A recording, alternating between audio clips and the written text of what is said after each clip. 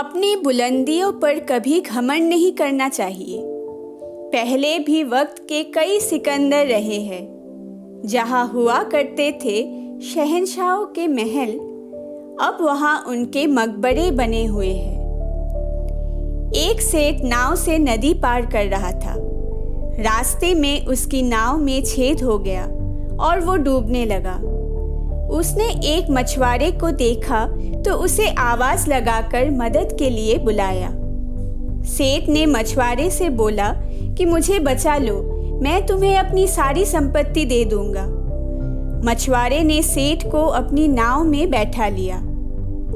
कुछ देर बाद सेठ सोचने लगा कि मैंने कुछ ज्यादा ही बोल दिया है।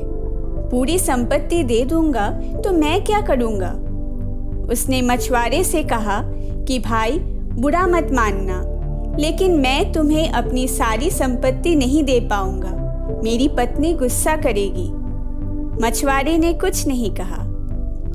सेठ फिर सोचने लगा कि इसने कौन सा बड़ा काम किया है, सिर्फ मुझे बचाया ही तो है। ये तो इसका धर्म है। मानवता के नाते इसे मुझे बचाना ही था। इस छोटे से काम के लिए इतनी संपत्ति नहीं दे सकता। उसने फिर मछुआरे से कहा कि भाई, मेरी पत्नी और बच्चे भी हैं, उनकी देखभाल भी मुझे ही करनी है, इसीलिए मैं तुम्हें 1/4 संपत्ति दे दूंगा। मछुआरा चुप रहा। थोड़ी देर बाद नाव किनारे पहुंच गई और दोनों नाव से उतर गए। जाते जाते सेठ ने मछुआरे को सिर्फ 5 स्वर्ण मुद्राएं दी। मछुआरे ने कहा कि सेठ जी, ये भी आप ही रख लीजिए, मुझे कुछ नहीं चाहिए, ये तो मेरा कर्तव्य था।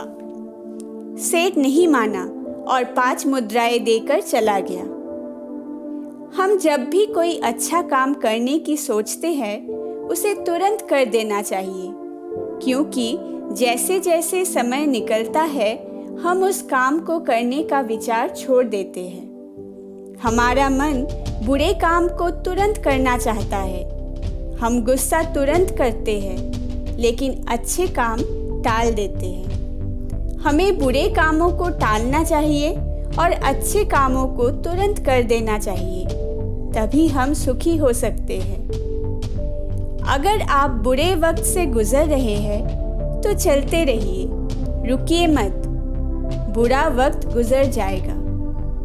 समय हर समय को बदल देता है, बस समय को थोड़ा समय चाहिए। उम्मीद है आपको आज की ये कहानी पसंद आई होगी। अगर अच्छी लगे तो इसे लाइक, कमेंट और शेयर कीजिए और आगे और भी कहानियाँ सुनने के लिए मेरे चैनल को ज़रूर सब्सक्राइब कीजिए। धन्यवाद।